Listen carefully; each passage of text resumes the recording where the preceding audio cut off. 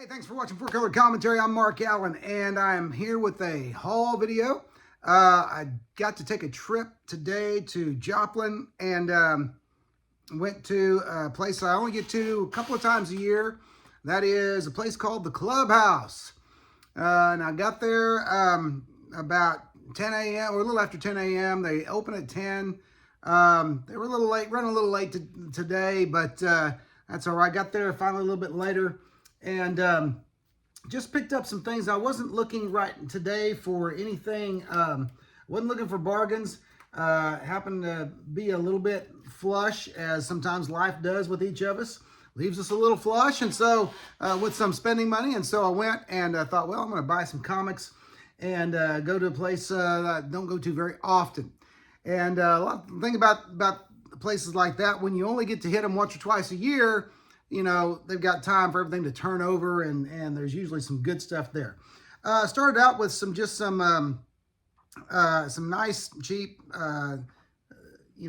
indies to fill some gaps in some runs. That's what a lot of these comics are, is filling gaps, all right? But got Mage number 9, which I don't think I have, but even though I wasn't looking for any bargains, these were a buck. These indies were a buck, so that's, for just a buck, I get it, because I tell you, these Kamiko, some of these Kamiko books aren't easy to find anymore. And it does have, a Grendel backup there in the back, part of the original first Grendel storyline. The Devil by the Deed, I think, is what that is entitled. But if memory serves, all right. But so got that, and also got here. Let me see. I didn't really think this out. Hang on just a second. Move that over. There we go. Okay, that should work. All right. Also got issues 4, 5, and 6 of the Maze Agency, which 4 and 6 I had already, but I didn't have 5. And these are early Adam Hughes artwork, covers, and interiors. I believe that he did the interiors of the book up through issue number 9, but he continued doing the cover for till through 11 or 12, I believe, and he may have come through and done more from time to time. The thing about those indie comics are they're hard to find in high grade. They're hard to find, period, but especially in high grade. And so for such a long period there, the indies comics from the 80s and 90s were just kind of just kind of ignored and even kind of spat upon, if you will, figuratively. But they had great art and great stories, great talent in them. And so anyway, I was happy to pick those up and get those runs just as I can. Next, got a bookshelf format book that one I'd never heard of before. It's Green Lantern and Superman: The Legend of the Green Flame. Now, this is by Neil Gaiman and friends. Now, as you know or may not know, we have found out recently that Neil Gaiman is just kind of not a very good person, okay? And that's all I'll say about that. But, I did discover this and the price point was good. Hadn't read it before, liked the Frank Miller cover on there, and so thought I'd give it a read. Don't have anything to say about Gaiman except, he has done some good work in the past. Okay, so next is filling a hole in my run. I think this is one of only 2 or 3 that I need for the Frankenstein monster. This is issue number 7. A really nice John Buscema art issue, and so that was one I was missing. Was able to find that, and so that's a good day. Anytime you can fill a run on a nice Marvel Bronze Age horror run. Okay, also got one. Got an issue of DC's Ghosts number 23, another Bronze Age, with great work in there by the likes of Taloic and Alfredo Alcala and others, but really nice stuff. Great reads there, entertaining, and just nice to look at. Now, as a kid, I did read the Marvel Superheroes reprints of The Incredible Hulk, the Herb Trimpe material. And I enjoyed that stuff, loved that stuff, and was always looking to get more. It was a great way to read the stories that I couldn't, as a child, read at the time. because they were out of my reach. But this is Marvel Superheroes number 100. This is actually a book that I've never read in either form. I've never read The Incredible Hulk number 100 or this book, so I'm really looking forward to this 100th issue special, okay, with, of course, with art by the late, great Herb Trimpe. But so I like that yellow cover too. So guest stars galore, and so I'm looking forward to reading that. And I don't think I'd ever even seen that cover before. And that's interesting considering how long I've been into comics. This was another run for my classic Hulk, Incredible Hulk run, the Bronze Age, with the amazing Sal Buscema art run on there. But this is an issue that I had as a kid, had as a child. It is a 1977 issue, so I had it when I was 9 years old. I remember this issue. I remember this cover. I remember being blown away by this comic. This is The Incredible Hulk number 213, and it's a nice high-grade issue, bright colors and everything, with great Sal Buscema art again. And I'm trying to think of who. I looked in there. I can't remember who the inker was, but it wasn't Joe Staton. Now it's driving me crazy. I'm just going to have to look.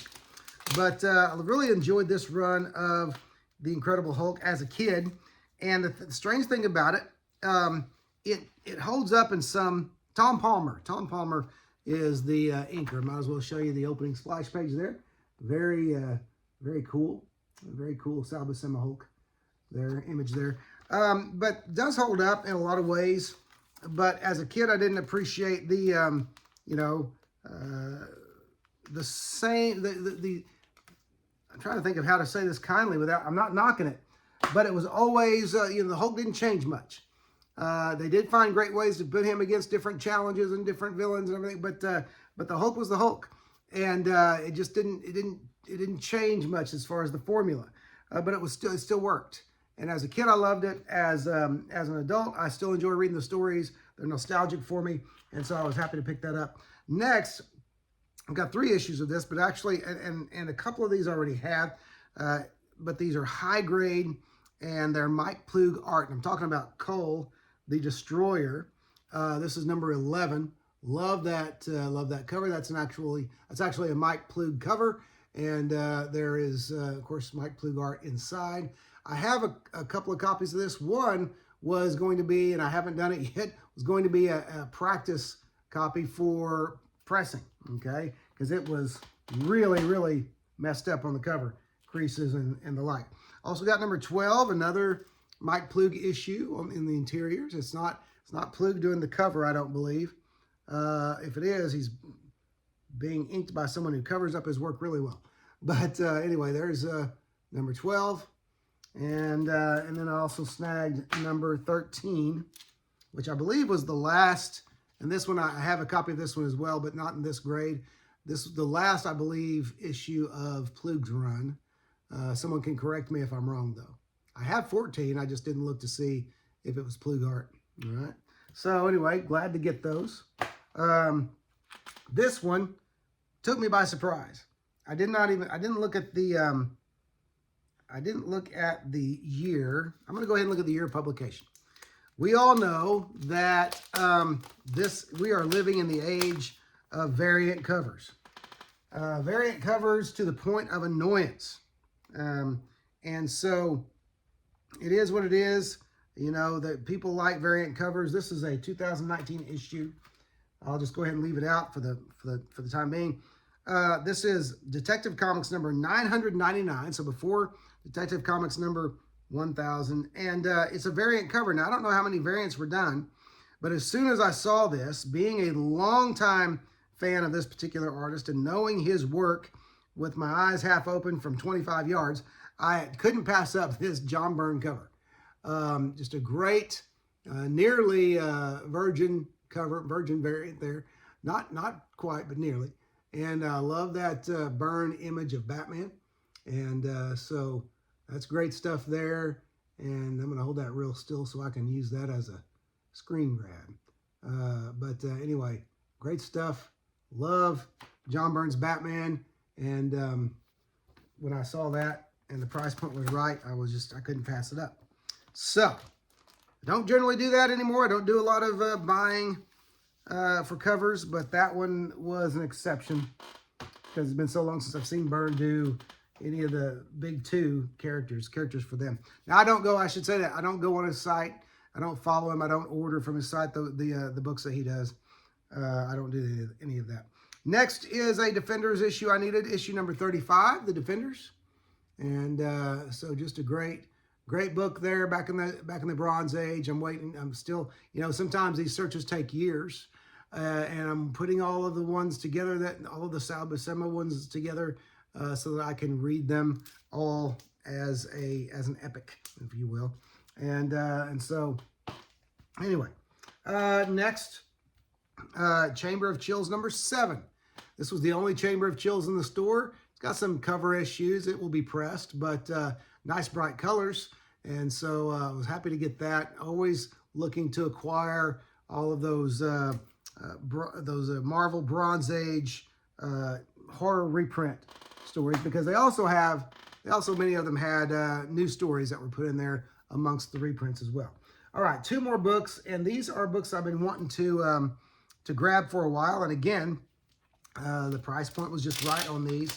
Again, I wasn't looking for bargain comics, but that is one of the things about the Clubhouse. It is one of those stores that tends to put a little bit lower price on books than most stores do. This is Galactus: The Origin. Now, I knew that this was largely a reprint book from a couple of Silver Age Thor issues, but there's also, and I haven't read it yet, but I was looking at the opening page, and it says there's also supplemental material by Mark Grunwald, Ron Wilson, John Byrne, and Jack Abel. And so I'm going to be interested in reading that and just kind of finding out what that's all about. Of course, a great-looking Bob Layton cover on there, and so I was glad to find that because usually when I find that book, people either want more than I'm willing to pay, or it's really worn. And while I don't mind, I have some low-grade comics in my collection just for reading's sake. There's some that, if they're not too pricey, I'd like to get a high quality or a high grade on the book. Now, this last one is, for me, a minor key. Just for me. Now, for some people, when I show it, they'd say, yeah, that's very minor. Other people say, that's great. It just, we're all different. But this is, for me, a minor key. It's a book I've wanted since I was a kid and never got. And so this was one that when I saw it for the price point that was on it, it was a no-brainer.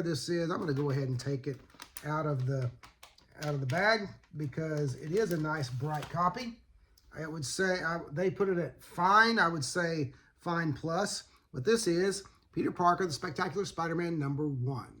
And I've wanted this book for years, and I finally have it. It is mine, and I couldn't feel better about it. And so love that. Love the colors. Love the and what the significant thing about this book, of course, it was the second issue 1 of the second ongoing series for Spider-Man. And so great stuff. And again, classic Sal Buscema artwork. And by the way, who's writing? Let me see. Jerry Conway writing and Sal Buscema doing the art with Mike Esposito, of course. Another great inker in his time. So anyway, great stuff here. Just a little bit of the action there from some off-white pages there. But again, they said fine. I would say fine plus if I were grading it. But anyway, that's me, and everyone's different. And if you're going to grade, grade low. That's what I've always done for books I sell, and that way you can't. It's really hard if you grade low and a buyer is still disappointed. Say if you sell on eBay or something, then that buyer was never going to be happy unless they got the book for nothing. So that's just kind of the way I think of it. But anyway, that's it. That's a little haul from Joplin, Missouri today. The Clubhouse.